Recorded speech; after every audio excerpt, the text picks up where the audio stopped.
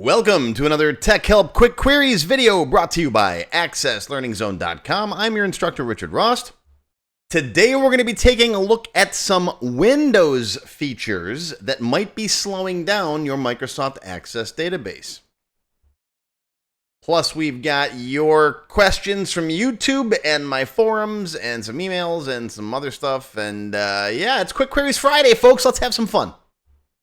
Today, we're going to start off with a question from Greg in Portland, Oregon, one of my Platinum members. Greg says, I'm having a weird performance issue with my Access database. It runs great when the backend is on my local drive, but as soon as I move it to the server, everyone starts complaining that it's super slow. I checked the network speed and it looks fine, so I don't think it's a bandwidth problem. Is there something specific to Access or Windows that could be causing the slowdown? Well, Greg, assuming you've checked all of the Access stuff, and I've done many videos on all of these different topics, right? Make sure your tables have a primary key, that they're indexed, including your foreign keys are indexed. Make sure your queries are optimized. You don't got any wildcards in there, any asterisks. You're pulling in all the fields when you only need 2 fields, right? You've got a split front end and back end, which you said you already have.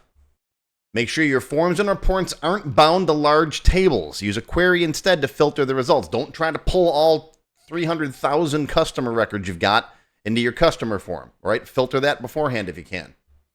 Make sure your combo boxes and list boxes aren't loading thousands of records, right? If you got 100,000 customers, you don't want to load them all into a customer combo box on your order form. That will definitely slow things down.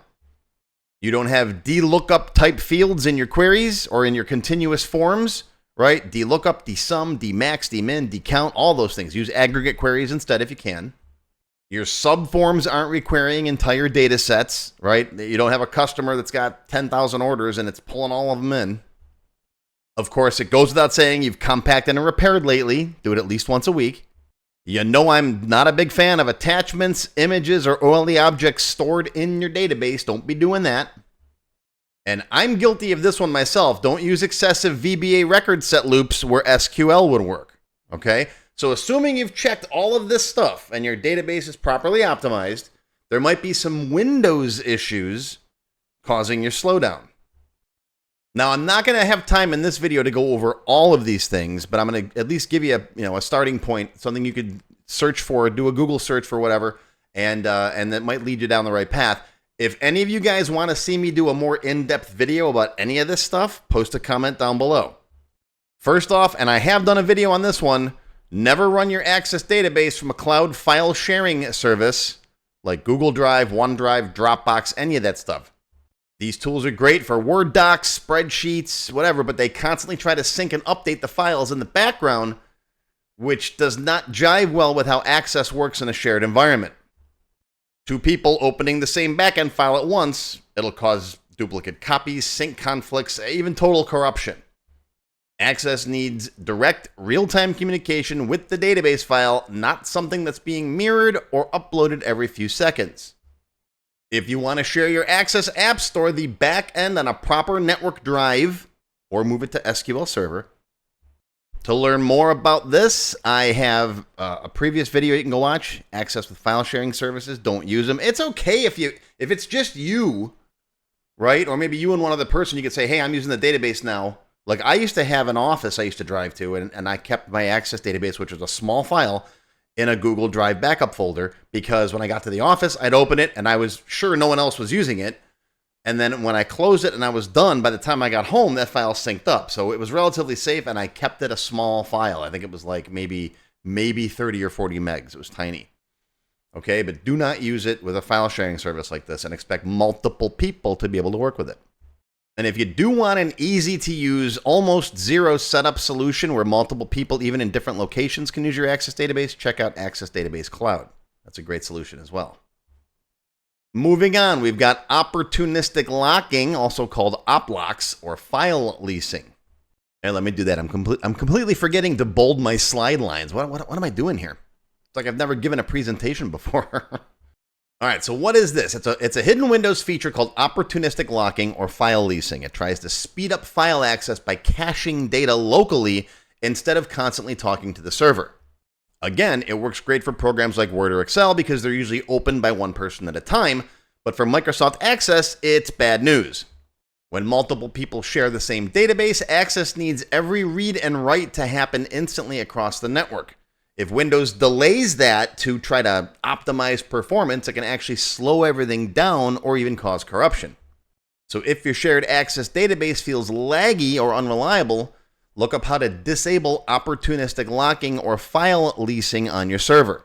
It's a quick tweak that can make a huge difference. And I have not done a video on this, so if you guys want to see a video on how to do this, let me know. Offline files, or the sync center. Another Windows feature that can cause big problems for Access is something called offline files, also known as sync center, and not the kind of sync you buy at Home Depot. It's meant to help laptops by keeping local copies of shared files so you can still work when you're not connected to the network. And again, great for Word and Excel, terrible for Access. If Windows is quietly keeping a cached copy of your backend file and then syncing it later, you're going to have problems. All right, delays, conflicts, corruption, because multiple users, again, they're working on out-of-date copies of the backend. So if an Access app is stored on a shared drive, make sure offline files is turned off for that folder. It's easy to check. Just search Windows for offline files or sync center, depending on the version of Windows you have, to find that setting. And again, I don't have a video on this, but if you want one, post a comment down below. Next up is SMB version mismatch. SMB stands for server message block. It's a protocol that Windows uses for file and printer sharing over the network. In simple terms, it's how one computer can say, hey, can I read and write that file on your drive? And the other server goes, yeah, sure, here you go. Okay? Now, if you've got a server, or usually I see this with NAS devices, network attached storage, right? The little hard drive in a box, basically, that's sitting on your shelf. If they happen to be using different versions of the SMB file sharing protocol, you're going to have a problem. Modern Windows uses SMB version 3, but older devices might be still using SMB 1 or 2. And when they don't match, Windows has to keep retrying and renegotiating the connection, and that can cause major slowdowns. I had a client not too long ago who had a modern Windows laptop, but he's got a network attached storage device that's probably like 10 years old. It still works. It's still good. And I had to tell him, don't put your Access files there because it's going to cause issues. It's fine to store, all the old video files you got and pictures from the kids from 2004, but don't run an Access database off of that. This is one thing you'll see with this is you'll see, not in addition to slowdowns, you'll get random disconnects, database and use errors. It's not something you can actually see happening, but if your database is laggy on a network share, check your server or your NAS documentation and make sure both servers, both sides, the server and the workstation, are using the same SMB version, preferably version 3. This is another sneaky culprit. It's Windows Power Management on your network card. To save energy, Windows can throttle or even put your network adapter to sleep when it thinks you're not using it. And that might be fine for browsing the web, but it's a disaster for Access, which constantly talks to the backend file. If the network card pauses or goes to sleep, Access just loses connection and it looks like it's frozen. So this fix is simple. Just go into Device Manager, find your network adapter on both your workstations and your server, and disable any power saving options. That keeps your network connection alive and your database running smoothly. And, you shouldn't have that on anyways on any wired network connections. We'll talk about wireless in a minute. Windows File Indexing is another performance killer for Access. The indexing service constantly scans files to make searching faster. Again, great for your Word documents. You want to find that Word document that you had grandma's recipe for peach cobbler. So you search Windows for peach cobbler and it can find those documents. But that's not good for Access. Every time you open or save data, the indexer jumps in and tries to catalog the file, which slows down queries and can even cause lockups and all kinds of weird stuff. The fix is simple. Exclude your database folder from Windows indexing. That's an easy one. And again, if you want a video on it, let me know. Next up is antivirus software. As you know, if you've been watching my videos for any long period of time, I am not a fan of antivirus protection. Norton, McAfee, all that stuff, get rid of it. The Windows Defender, whatever they call it now, Windows Security, I don't even know. Whatever comes with Windows is good enough. Okay, just don't be downloading sketchy files from weird sites. Don's free software emporium.org or whatever. No, don't do that. But most antivirus programs, including Windows Defender, have real-time scans, which means every write to your ACCDB file gets inspected by the antivirus software before Access can work with it, which drags performance into the dirt. It's fine to scan that folder occasionally, like if you want to do a weekly scan, but don't put any extra files in your database folder. Just your ACCDB files. Don't put downloads there. Don't do any of that stuff. Access needs direct, uninterrupted access to its file and not have a security program hovering over it every second like a helicopter mom. All right, turn that stuff off, at least for your database folder. And finally, I want to add not using your Access database over Wi-Fi. It's not really a Windows setting or a problem, but just don't do it. It's a bad idea. Now, there's a caveat with that. In fact, this came up this morning in my forums on my website. One of my users, Thomas Goddard, mentioned that Microsoft hasn't kept up with Access to let it run over Wi-Fi. And another one of my students emailed me like a week ago or so. And I was going to say, I don't usually advertise this. I'm going to advertise it now, obviously, because I really don't want people running Access over Wi-Fi. Since Access is file-based, even a small hiccup in Wi-Fi can cause corruption. And not only that, but if you've got one user on Wi-Fi and he's slowing the database down because of read-writes, it's going to slow everybody else down too. So don't let people use Wi-Fi unless you have SQL Server as a backend. Okay, the way Access works with just Access by itself, it's a file-based system, so it's got to read and write directly to that file. Wi-Fi will slow that down incredibly, but if you're using SQL Server and you handle the data properly using unbound forms, pass-through queries, and so on, then Wi-Fi is fine within reason, right? Don't be moving huge amounts of data. Work with one record at a time or a small page of records. Like if you want to show a continuous form, 10, 15 records, okay, fine. Don't try to load 5,000. Okay? When you open up a customer record, just pull that customer record into an unbound form. And then when you want to save it, give them a save button. It writes it back to the server. If you do that, you're okay. I've done that myself just fine. I had one client that definitely wanted to use Wi-Fi. I said, we can still use Access on your Windows devices, your laptops, your Windows tablets and stuff, but we're going to use SQL Server so we don't have any conflicts that way. And it works great. He's still using it today. I built this software for him probably 10 years ago. They use it for inventory management. They've got like 15 people that do inventory, and they've got 3 or 4 people in the front office that are wired, but works without a problem as long as you're using SQL Server. And yes, I will be showing how to do this in my upcoming SQL Server course. Okay, this is all coming up. But there you go, Greg. That's all the things I would check. Again, check your Access stuff first. Check your Windows stuff. Check all those settings. Google what you don't know, and if any of you guys want to see me cover anything more specifically, post a comment down below, and I'm happy to do it. All right, let's head over to the YouTubes.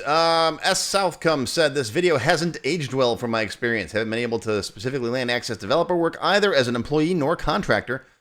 I've yet to find a job posting for an MS Access developer. I find them occasionally. In fact, on my website where I have this video at the bottom down here, where is it? I once in a while, whenever I come across it, I've got a Google alert set up for Microsoft Access. And whenever I see someone post a job, here's all the ones I've found in the past 6 months or so. And there's not a lot of them, I'll be honest. And as I said in that video, I think your best bet is to hang out your shingle as an Access developer and be a consultant versus trying to find a job with someone else that needs an Access developer, because not a lot of places advertise for Access developers. Here's a funny one I found. Someone put as a security guard.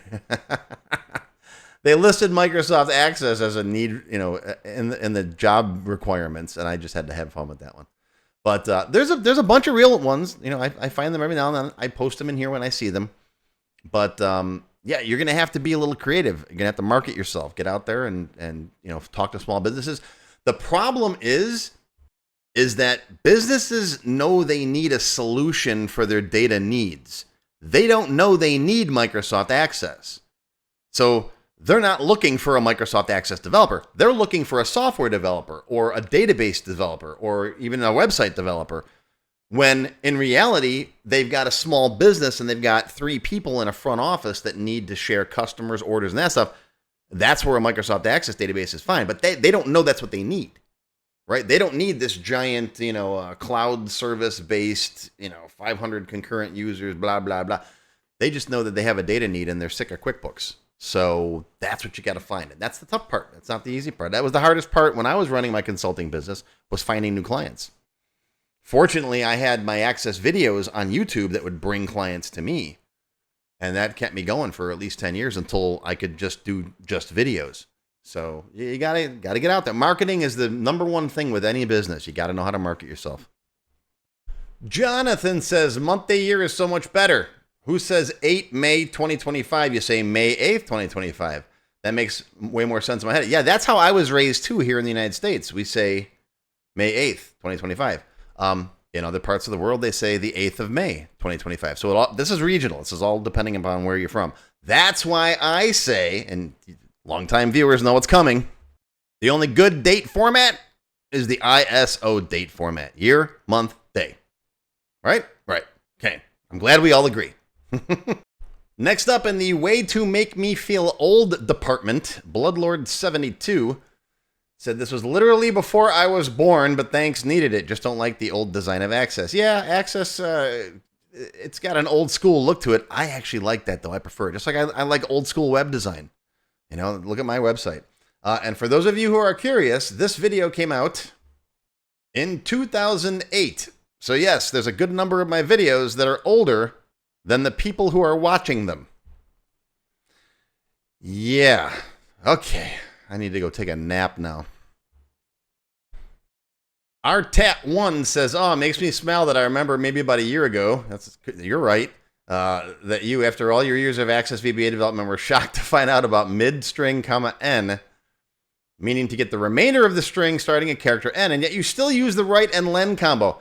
Yeah, it's a bad habit to change. I've been using the right and len combo probably since I was, 10 years old, so 20 some years now. But you know what? Your comment just, 10 days ago, has made me try to remember that. It's one of those things where once the idea hits you in your head 2 or 3 times, it starts to stick. When I first learned it, I was like, wow, it blew me away. And then I forgot all about it.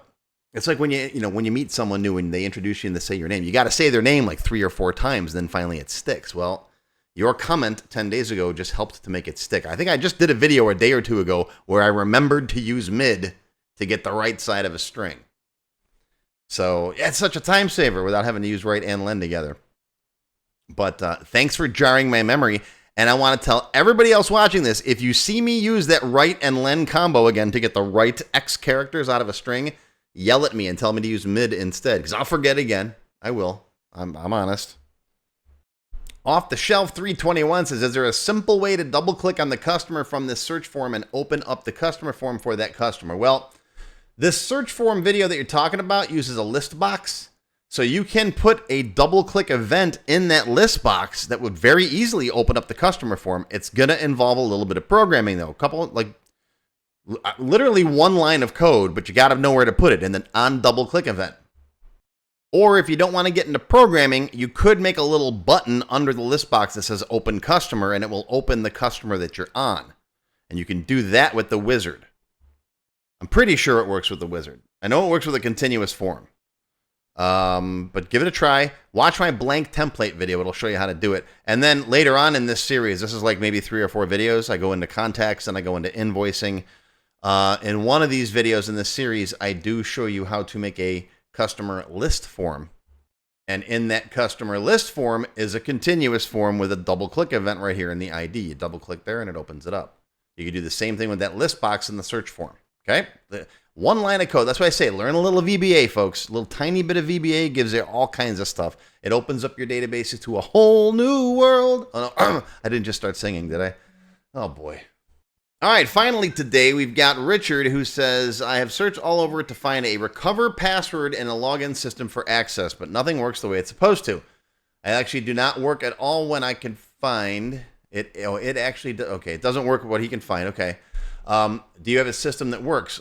I can log in, I can change password, but I can't recover a password. Okay, so this completely depends on what kind of security you have in your Access database. Now, Microsoft Access by itself has not had any password security in it whatsoever since before 2007.